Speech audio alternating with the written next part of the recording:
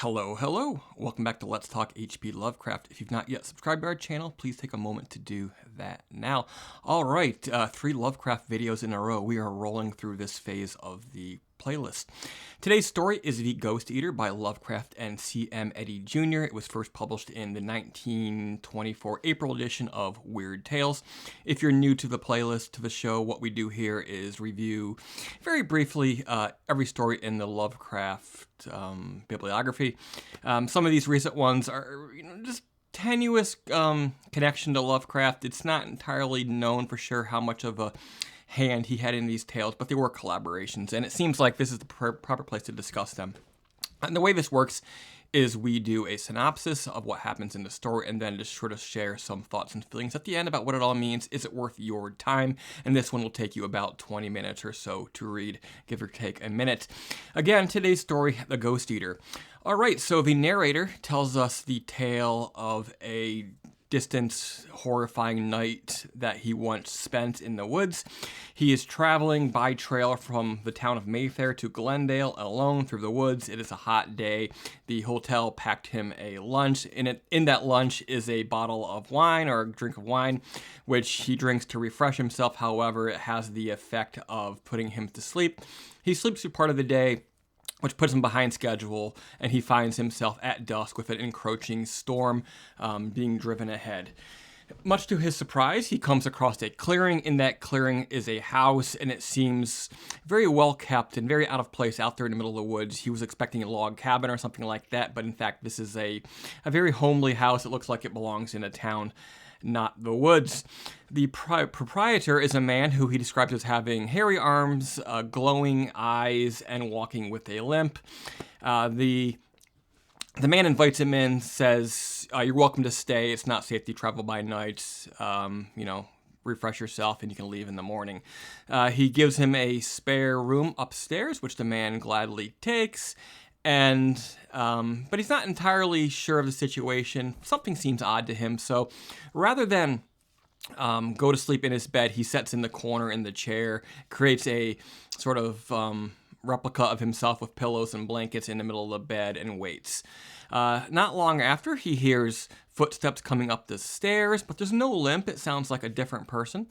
This person enters the room, takes off their clothes, and lays down in the bed and immediately falls to sleep. He's not sure if he's seeing this for real, is this happening, or is he still having some effect from the wine? Inevitably, he reaches out and he tries to touch the man, and he's surprised to find that his hand goes entirely through the person, who is in fact an apparition. Soon after, he hears new footsteps. They sound soft, they sound padded, but they also seem to have a limp. A wolf, a big gray wolf, enters the room and begins attacking the figure on the bed. Remarkably, he hears the crunching of bones. The figure that his hand went through has having his bones crunched by a wolf. Luckily, the narrator has a gun. He pulls out his gun. He shoots several times, but much to his surprise, it goes entirely through the wolf. He storms out of the house, and then by traveling by moonlight, manages to make his way into the town of Glendale shortly after the dawn. There, he meets an innkeeper at the place where he had intended to stay the night. The man is very surprised to find that he had traveled alone through the woods that he calls the Devil's Woods by night, and then proceeds to tell a story about how many years ago there was a lot of Russian immigrants coming to the area, escaping troubles in Russia in their homeland, and one of those men built a house out in the middle of the woods between these two towns, and then at one point, some men out hunting were attacked by a wolf, which they shot and wounded. And then the next time they saw this man come into the town, they were surprised to notice that he had a limp. Later, they send another man, this count, out to visit him. And this man is attacked by a wolf and mangled, but these other men, they open fire, kill the wolf, put him in his house, burn the house to the ground, and that's supposed to be the end of it, but that was 60 years ago, and since then, it's been a haunted place in those woods. All right. Yeah. So the negatives. This is a rush job. Always it feels like a rush job. It's a 20-minute read. If it were a 40-minute read, it would probably have enough textual. What's the word? Justification to make the story work. As it is, a lot of stuff happens. It doesn't really feel like it's earned. And of course, you get to the end, and then this innkeeper just explains everything verbatim right out. No mystery, and it's like, surprise, this is how the story ends, and that's a little odd. You will notice, and this is only going to affect a certain audience, but throughout the story, you hear the word foreigner, foreign looking, and then you hear about the Russian, and then the Russians being odd, and then this whole veil of fear being created around him, the presumption that he's a werewolf and a monster. And some people will, because of Lovecraft's known racism, at least through part of his life, they're going to take that as, yep, see, we should cancel Lovecraft. I wouldn't go that far. Yes, Lovecraft, his racial record was not good. However, the thing about it is we fear what we don't understand. And so that is vital to writing horror, whether it's good horror or bad horror. So I don't think it would make a whole lot of sense if these, with the werewolf and the man and all this, like if it were involving locals who they knew, and it was like it has to be something different from the crowd. So it's got to be the Russian immigrants in this case, or it could have been an easy target could have been Native Americans, which have been used a number of times. But on the whole, there's some good things. I can relate very well to this traveling by trail through the woods over long distances.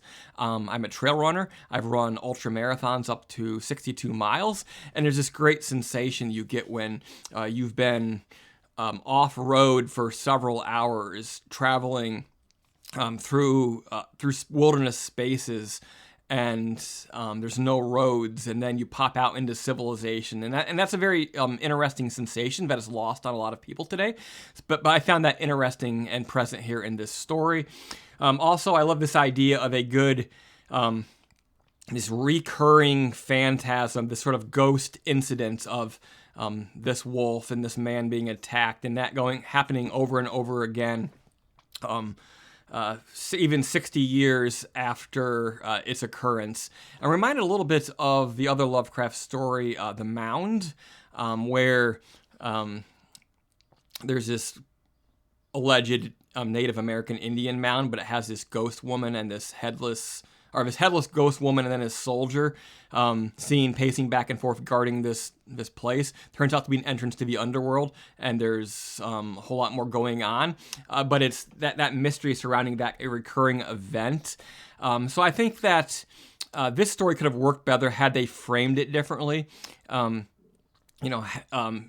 A lot of Lovecraft stories have the person who's interested in the supernatural and these weird stories and stuff, but I think it would almost work better in that way had they not basically tried to spring this whole thing on us as exposition at the end of the story. I would have set up this occurrence, had him going to investigate it beforehand, and then be surprised at what he found. But that's just me.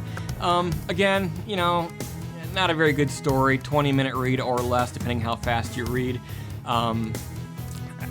I'd say if you're a completist, read it. If you got 20 minutes to spare, read it.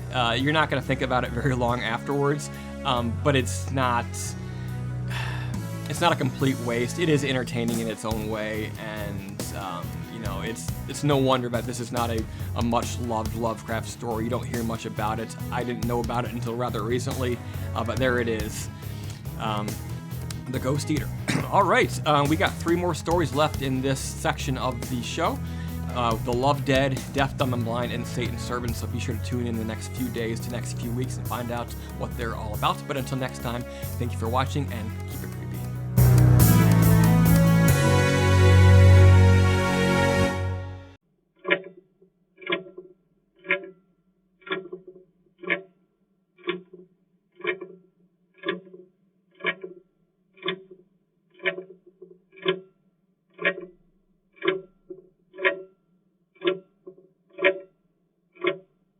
you.